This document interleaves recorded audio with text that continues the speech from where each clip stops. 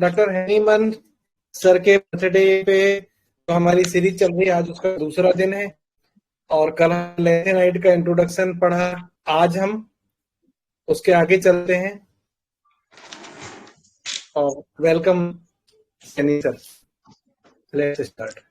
Thank you very much, Dr. Ashok, and welcome all the participants, doctors.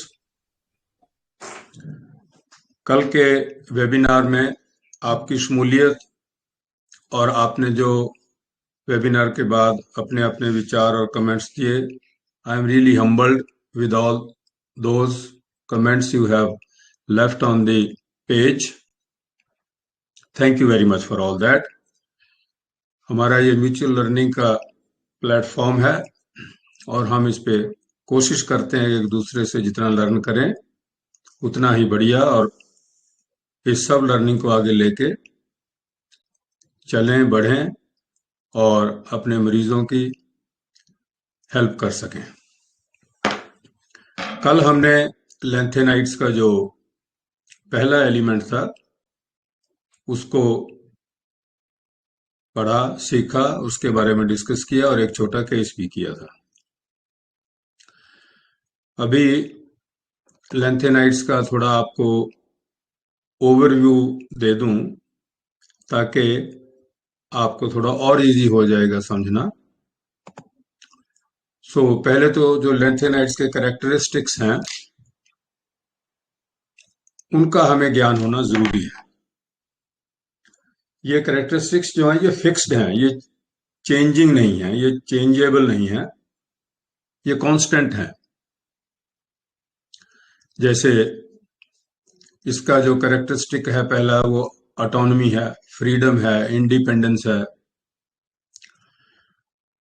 वो अपना खुद का बॉस बनना चाहता है, किसी के अधीन नहीं होना चाहता, और एट द सेम टाइम किसी को अपने अधीन भी नहीं करना चाहता। वो फ्री फ्लोइंग है लाइक ए बर्ड। तभी लैंथेनाइड्स की जो तुलना है वो बर्ड्स के साथ भी की गई है। सेल्फ कंट्रोल और इनर वर्ल्ड की उनको बहुत कामना होती है। वो शैडो, डीप जो डार्क शैडो है, उसको कोशिश करते हैं कि जो हमारी सोल की डार्क शैडो मीन जो हमारी कमी है उन पे हम रोशनी डाल के उनको कैसे पहचानें और फिर हम उनको ठीक करें। और वो थेरापिस्ट होते हैं। हेल्थ केयर जो इंडस्ट्री है उसमें उनका रोल होता है। वो क्रिएटिव होते हैं, ह्यूमनिस्ट होते हैं, वो सर्च करते हैं, प्रिकॉशियस होते हैं, they are honest also, they are loner and reserved, they are sexual and they have big eyes.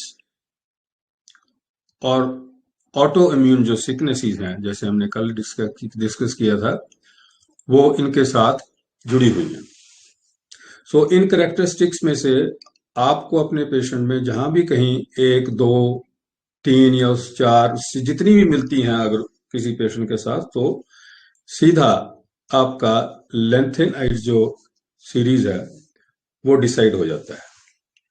इसलिए इन कैरेक्टरिस्टिक्स को हमें याद करना बहुत जरूरी है।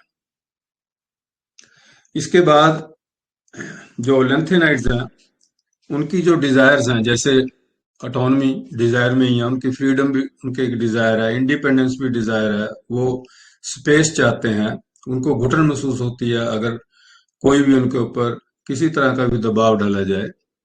सेल्फ कंट्रोल चाहते हैं और वो स्पिरिचुअल बहुत होते हैं। विजडम उनमें एक डिफरेंट तरह की विजडम होती है। अनलाइटनमेंट होते हैं, सिंसियर बहुत होते हैं, ट्रूथ का सहारा देते हैं। और जो स्ट्रीट ड्रग्स चल रही हैं उनका अगर कोई सेवन कर रहा है, अल्कोहल का कर रहा है, तो वो भी हमारे लैंथेनाइड एलिमेंट में ही कैटेगराइज होते हैं। अब यहाँ मैं आपको बता दूं कि जो कैनबिस और ये मैरिजुआना और जो भी भांग, ये वो जो लोग करते हैं, और नशों का तो आजकल बहुत ही ज्यादा चलन हो रहा है, और ये एक ही रीजन तक सीमित नहीं रहा है, तो वर्ल्ड ओवर एक तरह से प्रॉब्लम बनी हुई है। यहाँ मैं आपको थोड़ा बता दूं ताकि आपको थोड़ी एनलाइटनमेंट होगी। Why people take these kind of the drugs, क्या होता है ड्रग लेने के बाद, उनके जो एक्सपीरियंसेस हैं वो बिल्कुल कट ऑफ महसूस करते हैं। वो लगता है उनको जैसे हम फ्री फ्लोइंग हो गए हैं, हमें कोई चिंता, कोई स्ट्रेस, कोई एंग्जाइटी नहीं है। ड्रग उनको एक टेम्परेरी लल देती है, एक टेम्परेरी फीलिंग देती है कि हम तो बिल्कुल लाइट हो गए हैं, हमें किसी बात की कोई चिंता नहीं है और हमें पूरी खुशियां जो हैं वो संसार की मिली हुई है। सो ड्रग के जरिए वो एक झूठी खुशी और ऐसी झूठी जो अम्यूजमेंट है उसकी तलाश में लगे होते हैं। और जब ये इसका चलन ड्रग्स का हुआ था लेट 60s में, ये फिल्म भी आई थी, हिंदी फिल्म जो आई थी, दम मारो दम, क्या नाम था उस फिल्म का, उसमें ये गीत था। और उन दिनों में लोगों ने झूठी खुशी की प्राप्ति के लिए ड्रग्स का सहारा लिया। और जो यंग लोग हैं, जो टीनेजर्स हैं, वो उनकी तरफ ड्रॉ हुए और ऐसे ड्रॉ होते चले गए कि आज ये एक भयंकर समस्या बनके हम सब के साथ ग्लोबली खड़ी हो गई है। सो आपको लेंथेनाइड्स की जो यूज है वो इन केसेस में भी बहुत अच्छा रिजल्ट देती है। कैनबिस हो, मैरिजुआना, ड्रग एडिक्शन हो और अल्कोहल हो और किसी तरह का भी नशा हो, ये एक बहुत प्रोमिनेंट फील्ड है जहां लेंथेनाइड्स इन लोगों की भी मदद कर रहे हैं। इसलिए लेंथेनाइड्स को पढ़ना और इनको अप्लाई करना आपके लिए बहुत ही बेहतर और लाभदायक होगा। इसके बाद हम देखते हैं कि लेंथेनाइड्स पेशेंट्स के प्रोफेशंस आपको मिलेंगे जिसमें ये फिट होते हैं। लेंथेनाइड के जो पेशेंट्स हैं वो फ्रीलांसर्स होते हैं। दैट मीन्स जैसे मीडिया में है, कई लोग तो किसी अदारे में काम करते हैं, कोई इंडियन एक्सप्रेस में न्यूज जर्नलिस्ट है, कोई ट्रिब्यून में है, या कोई और जितने भी पेपर्स हैं या सोशल मीडिया है, वो किसी के साथ जुड़े होते हैं। पर ये जो फ्रीलांसर्स होते हैं, ये सोशल मीडिया आजकल ये किसी के साथ नहीं जुड़े हुए, वो कुछ भी जो भी जहां भी लोग सोचते हैं ऐसा डाल देते हैं। और वो वेरीफाइड न्यूज तो नहीं होती, पर क्योंकि उनको वो फ्रीडम है, उनको वो आजादी है, सो वो डालते हैं। फ्रीलांसर्स जो फ्री होके लिखते हैं वो साइकोथेरापिस्ट होते हैं। और होम्योपैथ जो हैं वो भी लेंथेनाइड्स में ही कवर होते हैं। नर्सिस हैं, हेल्थ केयर प्रोवाइडर्स हैं, साइंटिस्ट्स हैं, इन्वेंटर्स हैं और क्रिएटर्स हैं जो ओरिजिनल क्रिएशंस करते हैं। वो भी इन प्रोफेशंस में, अगर आपको कोई आपका पेशेंट मिले, दिखे और होम्योपैथी की हेल्प अगर लेना चाहता है, तो आप लेंथेनाइड्स के बारे में सोच सकते हैं उसको कैटेगराइज करने के लिए। और इनके जो की एस्पेक्ट्स हैं वो तो हमने आपको बताया ही है कि वो आपने हमेशा ध्यान में अपने माइंड में रखने हैं कि वो ऑटोनॉमी, फ्रीडम, इंडिपेंडेंस चाहते हैं, अपना खुद का बॉस बनना चाहते हैं, सेल्फ कंट्रोल हमेशा रखना चाहते हैं, सेल्फ डिटर्मिनेशन। इन चीजों को तो बिल्कुल नहीं भूलना, ये आपने, क्योंकि फिक्स्ड हैं सब चीजें, ये वेरिएबल नहीं है, ये बदलती नहीं है, ये तो ऐसे ही रहेंगे इनके करेक्टरिस्टिक्स। और आपने अपने पेशेंट में अगर दिखते हैं तो लेंथेनाइड्स को आप समझिए और अप्लाई कीजिए। कल हमने आपको बताया था कि जो मॉर्बिड स्टेट है वो मेजॉरिटी ऑफ द केसेस में वो साइकोलॉजिकल और इमोशनल डिस्टरबेंस से शुरू होती है। चाहे वो साइकोलॉजिकल डिस्टरबेंस फैमिली फ्रंट पे हो, वर्क प्लेसेस पे हो, या वन टू वन रिलेशनशिप पे हो, ग्रुप रिलेशनशिप पे हो, फ्रेंड्स के साथ हो, नेबर्स के साथ हो, कहीं से भी जो डिस्टर्ब मेंटल इमोशनल स्टेट है वो आपकी मॉर्बिड स्टेट को जन्म देती है। सो हमने केस टेकिंग के दौरान मेंटल इमोशनल के ऊपर फोकस करना है, और जितने हम जागरूक और अलर्ट होंगे केस टेकिंग में, उतना ही हमें फायदा होगा पेशेंट को समझने के लिए। हम अपने माइंड रूब्रिक्स में भी तो ऐसा ही करते हैं ना, हम मेंटल इमोशनल स्टेट को देखते हैं, present mental emotional state, predominating, persistent, जो डॉक्टर सहगल ने हमें बताया है माइंड रूब्रिक्स को अप्लाई करने के लिए। सो ऐसे ही हमने केस टेकिंग वैसे ही करनी है, पर पहचानना है कि पेशेंट कहाँ से और कैसे बोल रहा है। और प्रोमिनेंट एलिमेंट्स हमने आपको कल डिस्कस कर दिए थे, जो मोस्टली लेंथेनाइड एलिमेंट्स के साथ जुड़ते हैं, और वो स्टक स्टेट के हिसाब से हमने देखने होते हैं। आज हम आगे बढ़ते हैं। हम इसका जो नेक्स्ट एलिमेंट है लेंथेनाइड्स का, वो फोर्थ कॉलम में आता है, और उसका नाम है सीरियम, CERIUM। सीरियम एलिमेंट जो है वो, जहां वो सेकंड एलिमेंट है, वहीं वो अपनी जिस कॉलम में, जिस स्टेज के ऊपर वो कैटेगोराइज्ड है, उसके पास उस स्टेज की थीम्स को भी वो लेके चलता है साथ में। उसकी अपनी थीम्स भी हैं, और साथ की साथ लेंथेनाइड्स की थीम्स हैं, जिसके साथ वो पहचाना जाता है। सो ये जो सेकंड एलिमेंट लेंथेनाइड्स का है, जब हम इसको स्टडी करते हैं और अप्लाई करते हैं, we have to remember 5 things in general. वो 5 चीजें क्या हैं जो हमने देखनी है, सिर्फ सीरियम के लिए नहीं बता रहा, 5 चीजें इन जनरल जो हमने लेंथेनाइड्स के विषय में ध्यान में रखनी है। वो क्या चीजें हैं, आप लिख लो प्लीज उनको, सो दैट आपको इजी हो जाएगा फिर केस को क्रैक करना, केस को समझना।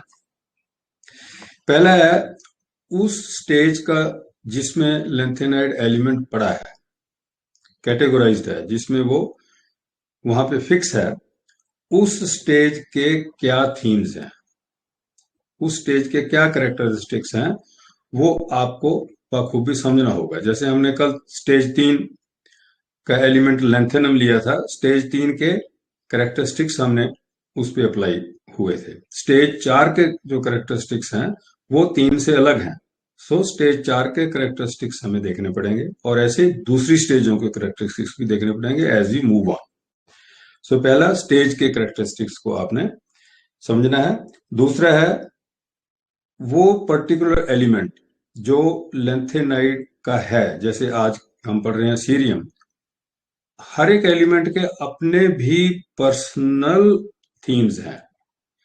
उस एलिमेंट और उस रेमेडी के पर्सनल थीम्स को भी हमने ध्यान में रखना है, और जो एक दूसरे से अलग होंगे, डिफरेंट होंगे।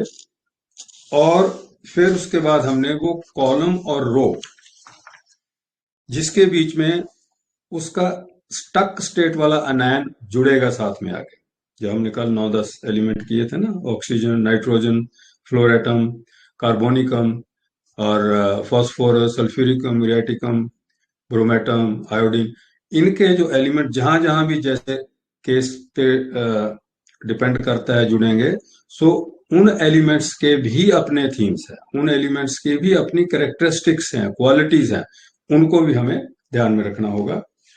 और फिर उसके बाद जो फिफ्थ आता है, ऑफ कोर्स, जो हम अभी डिस्कस करके हटे हैं, कि जो लेंथेनाइड्स इन जनरल थीम्स हैं वो फिक्स्ड हैं, उनमें कोई चेंज नहीं है, सो उनको हमें याद रखना पड़ेगा। सो यहाँ हमारे पास 4 वेरिएबल्स हैं और एक कांस्टेंट है।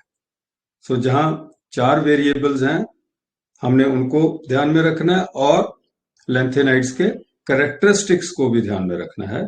ये 5 चीजें अगर हम साथ में लेके चलेंगे तो हमारे लिए लेंथेनाइड्स अप्लाई करना, लेंथेनाइड्स रेमेडी को ग्रुप एनालिसिस से निकालना बहुत इजी हो जाएगा। और आज की तारीख में तो जो लेंथेनाइड्स हैं वो प्रूव होके कितने ही रूब्रिक्स में हमारे पास, हमारे रेपोर्टरीज में आ चुके हैं। और रेपर्टोरियल एनालिसिस में भी आपने भी अपनी क्लिनिक्स में देखा होगा, जब भी आप किसी केस का एनालिसिस करते हैं तो उसमें भी लेंथेनाइड्स कहीं ना कहीं आपकी सिलेक्शन में आता है। सो जहां कहीं आपको लेंथेनाइड्स नजर आए, आप इस लाइंस पे भी, इन लाइंस पे भी सोच के देखिए। जरूरी नहीं होता कई दफा कि जो प्रोमिनेंट फर्स्ट रेमेडी आपके पास आई है वो ही एग्जैक्ट रेमेडी हो। अगर आप ग्रुप एनालिसिस भी साथ करके देखेंगे, कई दफा क्या होता है, अगर कोई लेंथेनाइड्स आपके रेपर्टोरियल एनालिसिस में चौथे या पांचवें नंबर पे जाके पड़ा है। ये क्लासेस हम कर रहे हैं, जो हम एनालिसिस पढ़ रहे हैं लेंथेनाइट्स का, आप उस केस को दूसरी नजरिए से भी देख के, अगर आपको लगता है कि ये एनालिसिस लेंथेनाइट्स के साथ इस पेशेंट का फिट हो रहा है, तो आप लेंथेनाइट्स को भी देने के लिए देखिए रिजल्ट आएगा। सो वो जो वक्त पहले थे 95, जब ये इजाद किया था डॉक्टर जैन शॉल्टन ने इनको, उस समय तो ग्रुप एनालिसिस पे ही सारा कुछ डिपेंडेंट था। अब उनकी इंजेन्युइटी और उनकी इंटेलिजेंस आप देखिए, जो उन्होंने ग्रुप एनालिसिस में लेंथेनाइट्स को पढ़ाया और अप्लाई किया, वैसे वैसे ही प्रूविंग सिम्टम्स भी आए, और वो अब प्रूव होकर हमारी रेपरेटरीज के बीच में वो स्टार्स की तरह स्टडीड है, वो अपना स्थान बनाए हुए हैं।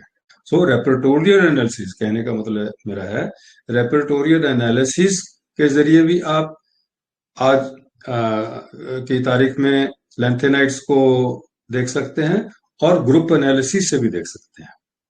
और आप रेट्रो में जाके भी फिर उसको, जो आपके सॉल्व केसेस हैं, उनको भी आप इस ग्रुप एनालिसिस में, अगर उस तरीके से आपको लगता है वो फला केस आया था, वो तो ऐसे इंडिपेंडेंट था, उसको दूसरों पे पावर चलानी अच्छी नहीं लगती थी, या वो स्ट्रेस सप्रेस था, उसको स्पेस नहीं मिला, उसको किसी ने जो है वो बनता इज्जत आदर मान नहीं दिया जो उसको चाहिए था, वो सप्रेस था, या वो बुलिड हुआ है, या उसको लोगों ने तंग किया, परेशान किया है, उसको ह्यूमिलिएट किया है, अगर अब भी आपके मन में कोई पिछला जाता है, कि रेट्रो में देखिए आप कहीं ना कहीं उस पेशेंट को, अगर उसकी प्रॉब्लम चल रही है अभी, सो लेंथेनाइट्स रेमेडी दीजिए, और मेरे को आशा है कि केस निकलेंगे। द एलिमेंट सीरियम जो है, it can be oftenly recognised by two symptoms. दो सिम्टम इसके प्रोमिनेंट होते हैं, जिससे जो हमारा सीरियम एलिमेंट है वो सामने आता है, और उन दोनों में क्या चीज है वो मैं अब आपको बतलाता हूं। पहला जो इसका सिम्टम है वो है कि they try to stay in a cocoon, they try to stay in an enclosed space, they try to stay behind a wall in a bell glass. ये cocoon, bell glass, enclose space क्या होता है? Cocoon है is a kind of envelope. Cocoon हम किसको बोलते हैं? It's a kind of envelope, जो बिल्कुल बंद है चारों तरफ से, and it's a protective wall as a matter of fact surrounding the object. अगर हम इसको हिंदी में समझें तो कैकून एक बंकर के मानंद है, जहां आपने देखा होगा जब भी वार्स होते हैं या बॉर्डर्स पे जो हमारे आर्मी पर्सनल होते हैं, वो बंकर्स उन्होंने इरेक्ट किए होते हैं, उनमें वो बैठकर जो दुश्मन की गतिविधियां हैं उनको देखते हैं और वहां से कंट्रोल करते हैं। सो सीरियम एक ऐसे एलिमेंट है जो अपने आप को अंदर ही अंदर रखता है, बंकर में रखता है, छुपा के रखता है, वो सामने नहीं आना चाहता। ये इसकी पहली कैरेक्टरिस्टिक है, और इस कैरेक्टरिस्टिक्स को हम हमारी जो रेमेडी है नेट्रोम्यूर, उसके साथ भी जोड़ सकते हैं। Natrum mur is also a kind of the person who wants to be alone, aloof, and does not like any company, desire solitude। वो भी नेट्रोम्यूर जो है वो सीरियम के साथ पैरेलल चलता है। तो सीरियम को याद रखने के लिए आप नेट्रोम्यूर को याद रख सकते हैं, दोनों ये पैरेलल चलती है। जहां कहीं नेट्रोम्यूर का केस आपको लगता है फाइनल है पर निकल नहीं रहा, और अगर आपको रेट्रो में जाके पता लगता है कि ये तो केस लेंथेनाइट्स का भी है, क्योंकि इसमें लेंथेनाइट्स के कैरेक्टरिस्टिक्स आ रहे हैं, तो अब वहां सीरियम दे के देखिए, सीरियम म्यूरियाटिकम दे के देखिए, आपको रिजल्ट मिलेगा, ऐसा मेरा सोचना है।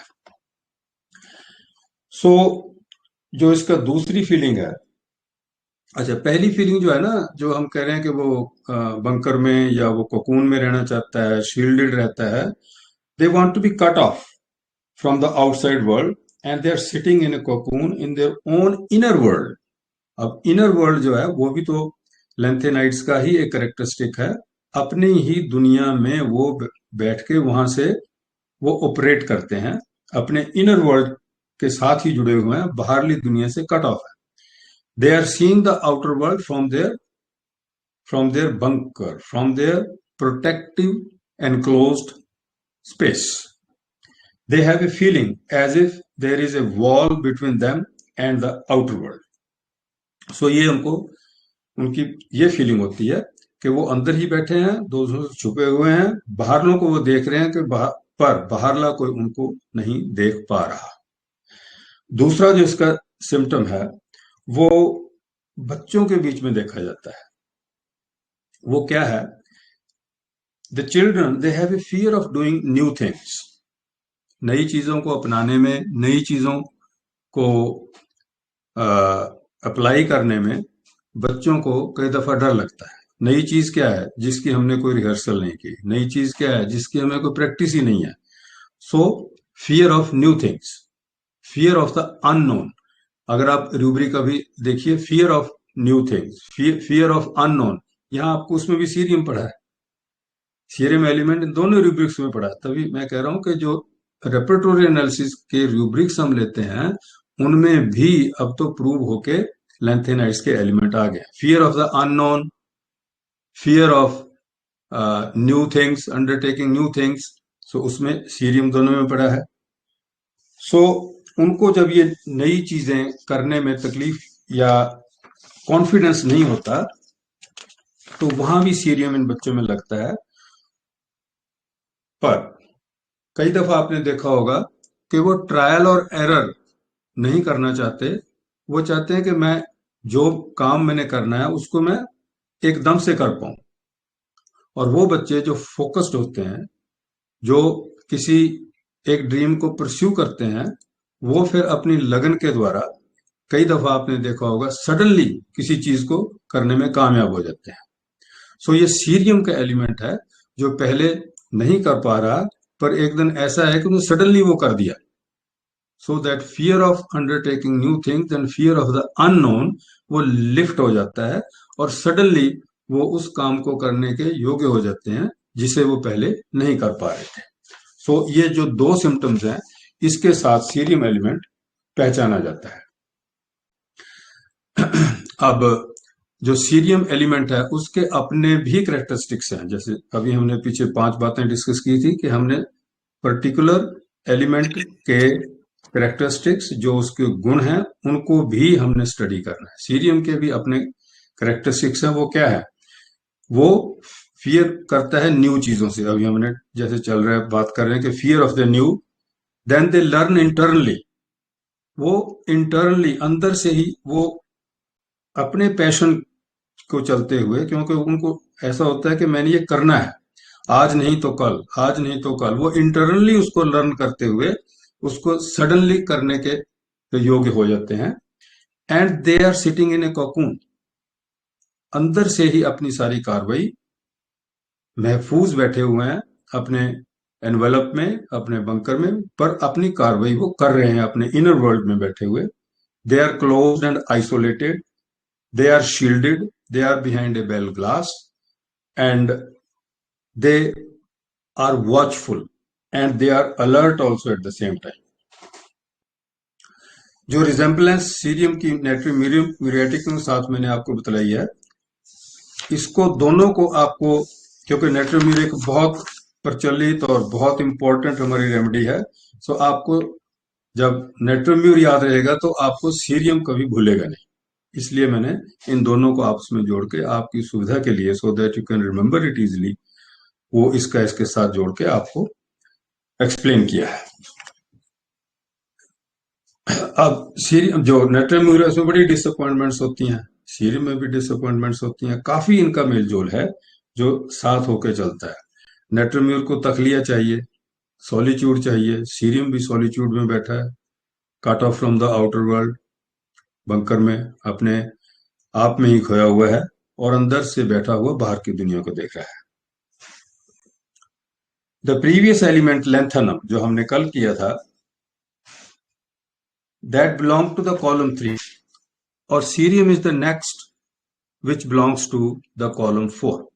कॉलम 3 में हमने देखा था कि there is a characteristic of scanning, searching,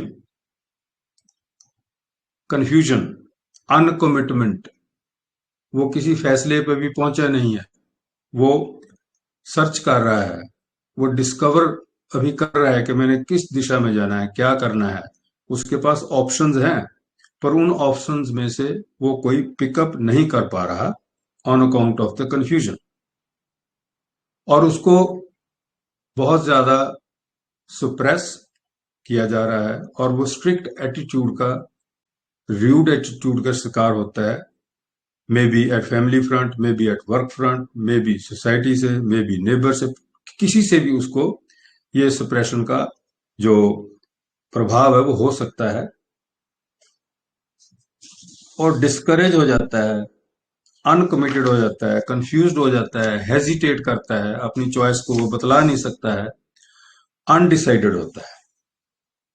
इसके उल्ट जो एलिमेंट सीरियम है नेक्स्ट, जो हम आज कर रहे हैं, वो उसने आपको अपने आप को थोड़ा प्रमोट कर लिया है. वो इससे कुछ बाहर निकला है, कंफ्यूजन से बाहर निकला है, अनकमिटमेंट से बाहर निकला है, इस जो इरेजोल्यूशन है उससे बाहर निकला है.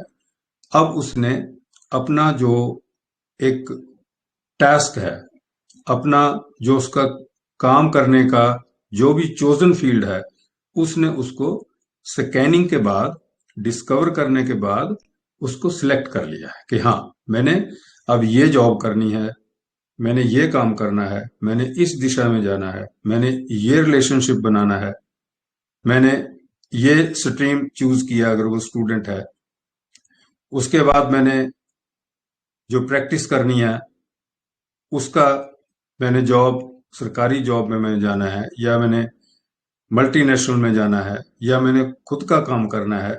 सो ये फोर्थ स्टेज का जो एलिमेंट है वो इस अवस्था में पहुंच गया है कि उसको अब रोशनी है, उसको पता है कि मैंने क्या करना है, और वो उसको अब डिक्लेयर और सर्टिफाई कर देता है, दुनिया को बतला देता है कि मैंने कॉमर्स में जाना है, मैंने मेडिसिन में जाना है, मैंने इंजीनियरिंग में जाना है, या मैंने जो है मैनेजमेंट में जाना है. सो जो जो भी चोजन फील्ड है उसको वो डिक्लेयर, एस्टेब्लिश, सर्टिफाई कर देता है कि ये मेरी दिशा है अब आगे जाने की और अपने कैरियर बनाने की. सो इसके जो थीम्स हैं 4 के, वो हैं established, start, has been decided, they have declared their decision and are not confused, but there is still a little bit of doubt. 90% उसने सारा क्लियरिटी आ गई है माइंड की, पर 10% फिर भी थोड़ा डाउट बना रहता है. They have officially declared and certified their chosen task, but even there is some amount of indecision. थोड़ा बहुत साथ में चलता है, क्योंकि सिक्के के दो पहलू हैं. डाउट है, थोड़ी अनसर्टेनिटी है, और इसको भी वो कवर करने की कोशिश करते हैं by practising their freedom, autonomy और independence. So if you make a search from the repertory, अभी भी आप करके देखिए, जितने लेंथेनाइड्स के वर्ड्स हैं उनमें से कई आपको डायरेक्ट रेपर्टरी में मिल जाएंगे, और आप जब सर्च करेंगे उनको डालकर, तो आप देखेंगे कितनी ही लेंथेनाइड रेमेडीज वहां पे प्रूव होके पड़ी है. फॉर एग्जाम्पल, आप देखिए आइसोलेशन, जो की वर्ड्स हैं, जो मिलते जुलते साथ में वर्ड्स हैं. कोकून में बैठना, अलग होकर बैठना, सॉलिट्यूड प्रेफर करना is nothing but being in isolation. So isolation में आप डालिए forsaken, isolation, feeling of, then reserve, alone, और fear undertaking new things, fear of the unknown, vulnerable. अब देखिए, जो वल्नरेबल है, जिसको कहीं ना कहीं से अटैक का डर है, वो कहीं से खतरा है उसको, वो अपने आप को बचाएगा. बचाने के लिए उसको कोई कवर चाहिए, उसको कोई शेल्टर चाहिए. सो जो वल्नरेबिलिटी को कवर करने के लिए उसको कुछ सहारा चाहिए. सो वल्नरेबल में भी हमारे पास लेंथेनेट पड़े हैं.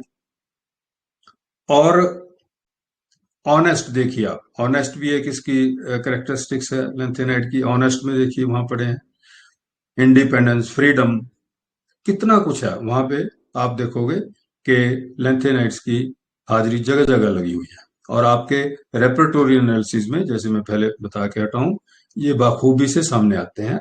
एंड यू मस्ट सी कि मेरे रेपर्टोरी एनालिसिस में अगर कोई लेंथेनाइट डिपिक्ट हो रहा है, तो उसको ग्रुप एनालिसिस से भी सोचने की कोशिश कीजिए, सो दैट आप उसको कहीं ना कहीं अपने पेशेंट में देखकर अप्लाई कर सकें। अब मैं आपको एक केस आपके साथ साझा करूंगा जो सीरियम का है, और इससे आपको और भी इजी हो जाएगा समझना कि किस प्रकार से सीरियम मेडिसिन की जो है सिलेक्शन की है इस केस में। ये केस है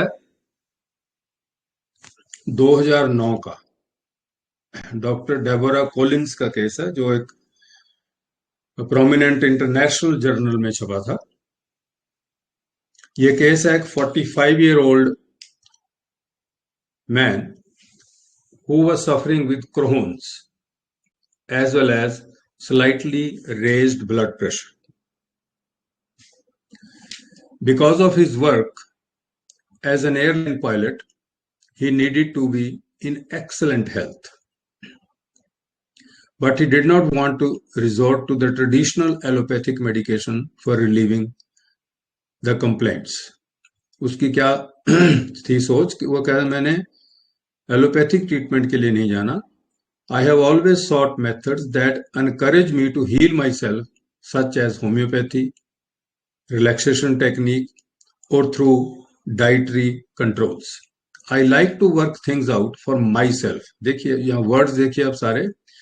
I like to work things out for myself. यहाँ फ्रीडम चाहिए, अपने आप से जो खुद के हिसाब से काम करना चाहता है वो फ्रीडम चाहता है, rather than being told what is right or wrong for me. तो दूसरा मेरे को ना बतलाए, मैं अपने हिसाब से अपना काम करूंगा। सीधा लेंथेनाइट आ गया ना। I am spiritually inclined and have made a conscious choice to have my kids at a religious school because it coincides with my belief. He is of slight build, medium height, and has sandy red hair and freckles. His expression is one of almost boy-like eagerness, yet reticent at the same time. He tells of himself, क्या बता रहा हूं अपने बारे में? Sorry. I used to be so terribly shy. It was painful. अपने बचपन की बता रहा हूं। My parents were shy. My parents were shy too. They were not comfortable in contact with others and kept pretty much to themselves. They were afraid of many things and did not encourage me as a child to mix up with other children. If there was a party at school, for example, we were only allowed to go for an hour or so, and then we would be picked up from the school by the parents. They did not want us to play games, anything where we could get hurt, and I never developed a good body sense. यहाँ भी उनको as a child freedom नहीं मिली। Parents का उनके ऊपर इतना attitude harsh या कह लो कि स्ट्रिक्ट था कि घर से स्कूल और स्कूल से घर वापस ले आना, जबकि बच्चा as a child he wanted to play and mingle with other children. Freedom चाहता था वो, जो उसको नहीं मिली। I would stay inside and watch the other kids playing soccer and such. I could not be with them. I felt shut off from friends. At school, I was teased a lot as I was bright and I wore glasses. उसका मजाक उठाते थे school में। They called me little professor. I had one good friend, but at a certain point, even he betrayed me and went along with the teasing of others. I was too shy to ask girls. I felt very attacked I felt very attracted to certain girls, but I was too shy to approach them. I married the second woman ever I dated. We are now good match. My illness started when I was training to fly large airplanes, which was a step up from the smaller ones that I had been flying earlier. I was nervous about the huge responsibility. These days I fly domestic flights rather than international ones, as I do not like to be away from home. And I do not like the atmosphere of the flight staff with all the wild partying. अब इसके सबके चलते हुए वो एक बात और कहता है, I know that my illness is playing up when I get blood in my stools, because he is suffering with Crohn's. Now he comes to his physical ailment. I know that my illness is playing up when I get blood in my stools or a very uncomfortable stomach. I can usually bring it back to some stressful event. कोई ना कोई stress अगर आती है उसके साथ ये मेरी प्रॉब्लम जुड़ी हुई है. It is not really food related. ये stress related होता है. I can become nervous about small things and suffer terribly from a lack of confidence. I just cannot seem to make decisions when it comes down to personal matters. I can go about 6 times around the same roundabout on my way back from the work, wondering if I should first go to the dry cleaners or pick up my wife. वो उसको decision नहीं कर पा रहा. I avoid confrontations at all cost. My illness flared up badly when I knew that I should be asking for a pay rise from my boss. I never got up the nerve to do it. I didn't have the confidence. अब इस patient की report पे analysis किया गया. Analysis में देखिए अब आप, जो क्रोन्स डिजीज है वो एक ऑटो इम्यून सिकनेस है. सो वहां से हम इस पेशेंट को लेंथेनाइट में कैटेगराइज कर सकते हैं, जो हमें लेंथेनाइट्स की तरफ पॉइंट कर रहा है. और his desire to heal himself from within कैसे? मैं फूड की एडजस्टमेंट्स करूं, उससे मैं हील हो जाऊं, क्योंकि मैं एलोपैथी नहीं लेना चाहता. वो अपने आप को अपने इनर पावर से भी ठीक करना चाहता है, अपने स्पिरिचुअल बिलीफ्स के जरिए भी ठीक करना चाहता है. और उसकी बॉडी बिल्ड और उसका हेयर कलर और उसके ईगर एक्सप्रेशन जो है वो किस एलिमेंट को पॉइंट कर रहा है? On the right side of the periodic table. जो रिफाइंड फीचर्स के लोग होते हैं, जिनकी बिल्ड थिन होती है, जो एक्सप्रेसिव होते हैं, कम्युनिकेटिव होते हैं, कौन सा एलिमेंट है? आप में से बताएगा कोई? फॉस्फोरस. जोर से बोलिए. फॉस्फोरस. हाँ जी, कौन सा? Phosphorus. Very good, wonderful. So उसकी जो बॉडी बिल्ड है, उसकी जो फिजियोनॉमी है, वो हमें फॉस्फोरस की तरफ इंडिकेट कर रही है. और फॉस्फोरस में और क्या होता है? फॉस्फोरस का एक और बड़ा कैरेक्टरिस्टिक है, वो क्या है? अफेक्शन. हाँ हाँ, फिजिकल लेवल पे फॉस्फोरस कहाँ इंडिकेट होता है? Sir haemorrhage. Very good. जहां पर ब्लीडिंग हो, and he had the bleeding in his stools, so he was suffering with Crohn's. So वहां भी फॉस्फोरस कितने बाखूबी से जुड़ी. आप देखिए, आपके पास कोई रेपर्टरी ना हो, कोई मटीरिया मेडिका ना हो, पर आपको इतना पता हो कि किस प्रकार का दिखने वाला व्यक्ति और फिजिकल कंप्लेंट के साथ कौन सा एलिमेंट आता है, आप वहां से एकदम से उठा लेंगे. जैसे अब आपने, आई डोंट थिंक आपने कोई रेपर्टरी देखी है. आई really appreciate you all. You have immediately come to crack this, that it is phosphorus. Very good. So his lack of confidence places him on the left side of the periodic table. अब हमने periodic table में पढ़ा था कि जो left side के elements हैं उनमें कॉन्फिडेंस की कमी होती है, राइट साइड में कॉन्फिडेंस बढ़ता जाता है. Due to his history of being teased at school and his extreme lack of confidence in making decisions, पहले उसको लेंथेनम फॉस्फोरिकम दिया था 200 में डॉक्टर डेबोरा ने। उन्होंने उस समय ये सोचा कि इसकी जो history being teased humiliated at school by his peers, वो उन्होंने ध्यान में रख के लेंथेनम फॉस्फोरिकम दिया।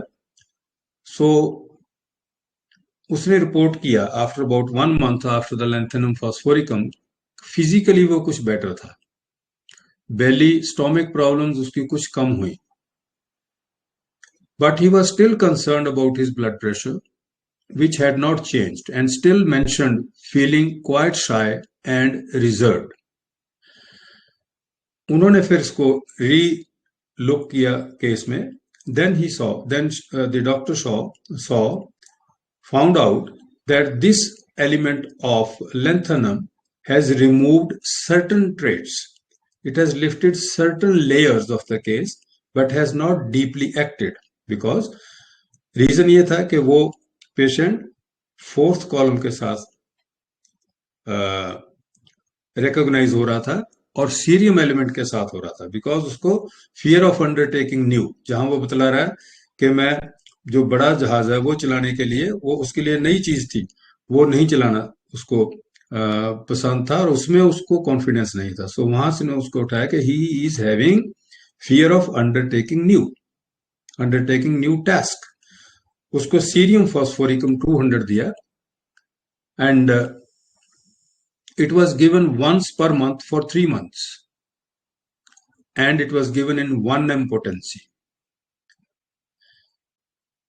और उसने ये भी देखा कि जो रेट्रो में फिर जाके देखा इस रेमेडी को लेंथेनम फॉस्फोरिकम देने के बाद कि that this patient was under a glass dome, he was unable to make contact with the outside world. जैसे वो कह रहा था कि मैं देखता रहता हूँ दूसरे खेल रहे हैं, मैं ज्वाइन नहीं करता, क्योंकि बचपन में उसको पेरेंट्स ने कभी खेलने ही नहीं दिया पीयर्स के साथ, बच्चों के साथ।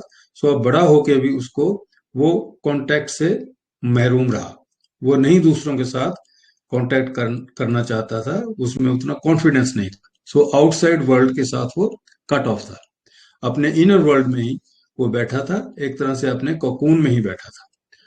All the capacities are there but they are not put to use as one is retreating into oneself rather than daring to move outward.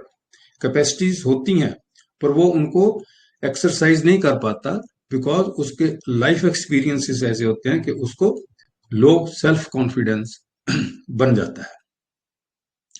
There have been no further complaints of Crohn's anymore after he was given cerium phosphoricum, and his blood pressure also normalized.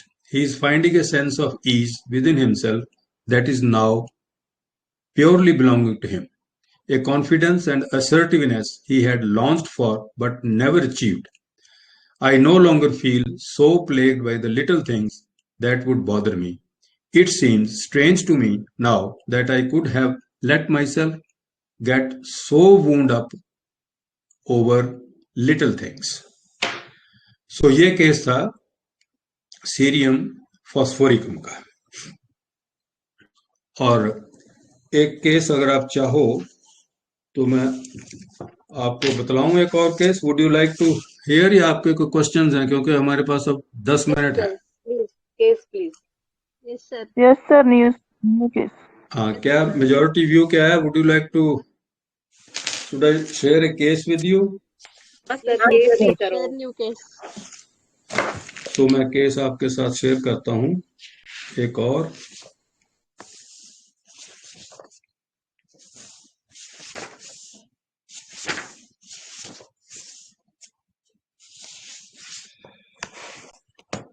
ये भी एक case है एक 35 साल के व्यक्ति का।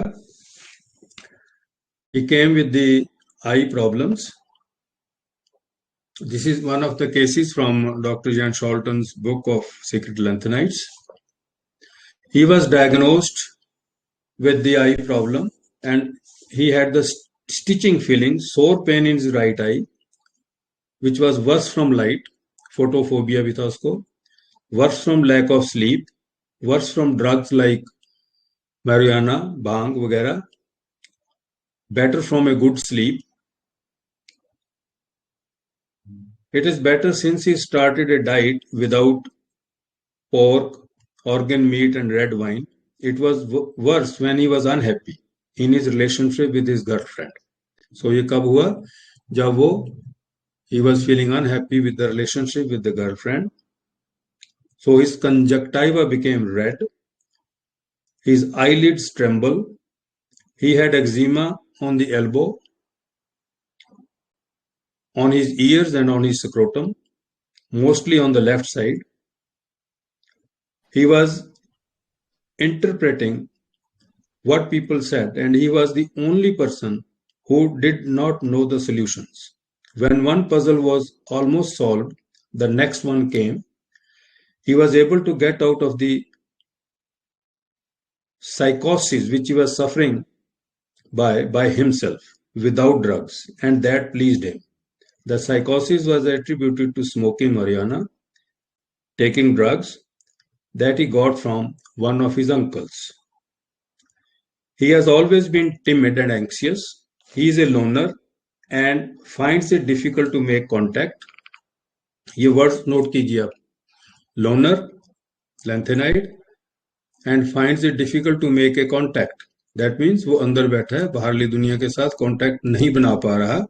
He is in a cocoon. As a child, he was often alone because he was a foreigner, a boy with Indonesian parents. He has a fear he won't be able to say anything interesting. In his 20s, he went to parties to make contact with people, but he stopped after he suffered with psychosis. He could feel guilty when cheating on his diet. That conflicted with his feeling of honesty, as things have to be right. His father was in concentration camp. He was always very critical about sport and school results. He has the perfectionism and critical attitude of his father. His mother was anxious and protective, wanting to play him safe. That made him avoid irresponsible choices. But when she wanted him to work for money after high school, he went his own way and started studying. He was irritated by the overprotective attitude of his mother. He felt an adult, not a person doing weird things. अब overprotective attitude mother का है, उसको बाहर नहीं जाने देना. He wanted to be free. He wanted to exercise his autonomy. पर उसको वहां रोका गया. So again, it is a lanthanide feeling. इसको एनालिसिस जब किया, the eye problems, they indicate the gold series as a matter of fact. The lanthanides themes क्या है? Aversion to domination of his mother. Mother का domination था, वो बाहर नहीं निकलने देना चाहती थी. He was feeling like an adult. Aversion to being limited by his family and being disallowed to exercise his own chosen task. Aversion to being limited by his family. Aversion to cheating. He wants marijuana, the bhang, and ecstasy, the street drug. He desires interesting contact. He has aversion to superficial contact. He also managed to get out of the psychosis by himself without any medication. So he exercised his own autonomy here. He believed himself and he got cured of his disease with his own self-will. He has always been a kind of loner, अकेला ही रहा, not being much in contact with others. So अब ये loner है, अंदर ही बैठा, इसको suppress किया गया, इसको बाहर वर्ल्ड देखने नहीं दिया गया. सो ये सारे जो इनकी कैरेक्टरिस्टिक्स हैं वो लैंथेनाइड्स के साथ जा रही हैं. But I problem indicate gold series also. अब हम यहाँ पे भूलना नहीं हमें चाहिए, क्योंकि जो लैंथेनाइड्स हैं वो कुछ गोल्ड सीरीज से कैरेक्टरिस्टिक्स ले रहे हैं, कुछ उसके ऊपर जो अर्जेंटम सीरीज है, कुछ कैरेक्टरिस्टिक क्रिएटिविटी के वहां से ले रहे हैं. सेल्फ के ऊपर अपना कंट्रोल करना वो नीचे गोल्ड सीरीज से सीख रहे हैं. गोल्ड सीरीज दूसरों पे कंट्रोल करता है, अपनी हुकूमत जताता है, पर इन्होंने अपने आप पे अपनी हुकूमत चलानी है, अपने आप को सेल्फ कंट्रोल करना है, वो दूसरों को कंट्रोल नहीं करना चाहते। और जो दूसरे और ट्रेड्स थे कि इसको बाहरला वर्ल्ड से कनेक्ट नहीं होने दिया, though he wanted to connect in the childhood, so वो सीरियम एलिमेंट में इसको कैटेगराइज किया गया। और he was being a loner, and due to the fact that he was a foreigner, he was an immigrant to that country. He came to earn his liveliness, he came to earn food, he came to earn for his life. And there is a shift of culture also. When you immigrate from one country to the other, you are going into a different culture. So going into a different culture, going to earn money, going to earn food is the element which is iodatum. Going anywhere is something which you have to make an effort to walk, to travel, to go. So walk, travel, go, being cosmopolitan, एक जगह से दूसरी जगह जाना, ये हमारी miasm कौन सा? Tubercular miasm. और element iodatum, because iodatum is connected with food, with livelihood, with travel. So दूसरा जो इसका anion part था वो iodatum इसके साथ जुड़ा, and cerium iodatum was given to this patient. और सीरियम आयोडेटम देने के बाद क्या हुआ कि उसकी जो आई थी that improved tremendously. His I was much less of a problem. The conjunctiva is not red anymore, and the pain comes less often and disappears faster. His work at his clinic is also improving, and more clients are coming. He is searching less and is more satisfied with his situation. He is much less worried and perfectionist. He can show his emotions much better. His desire for food diminished, and he feels full more easily. So after 4 months, he is doing much better and decided to stop the treatment. So this is how the lanthanides are seen in the patient from the very history. और history को अगर हम focused mind से alert होके with our ears and eyes open सुनेंगे, सोचेंगे, तभी हम कोई ना कोई कैरेक्टरिस्टिक थीम जो है वो निकाल पाएंगे हमारे पेशेंट में, so that we can think of the lanthanides. So friends, आज का जो एलिमेंट है सीरियम, हमने यहाँ इसको विराम लगाते हैं. और अगर आपके कोई क्वेश्चंस हैं, so you are requested to post them on the group, in the group. और जब मेरे को समय मिलेगा then I will reply to your questions. And with the hope that these lectures, the second webinar of today, will help you tremendously in your practice. आप अग्रसर होइए, confidence से चलिए, कोशिश करिए पहचानने की कि आपका पेशेंट किस डायरेक्शन में जा रहा है, कहाँ वो फिट हो रहा है, so that you are able to recognize if it really is a lanthanide case, और उसको आप लैंथेनाइड की बनती रेमेडी चूज कर सकें और उसको हेल्प कर सकें. So with these words I again thank you all, और आप सबका बहुत बहुत आभार, आपने टाइम निकाला.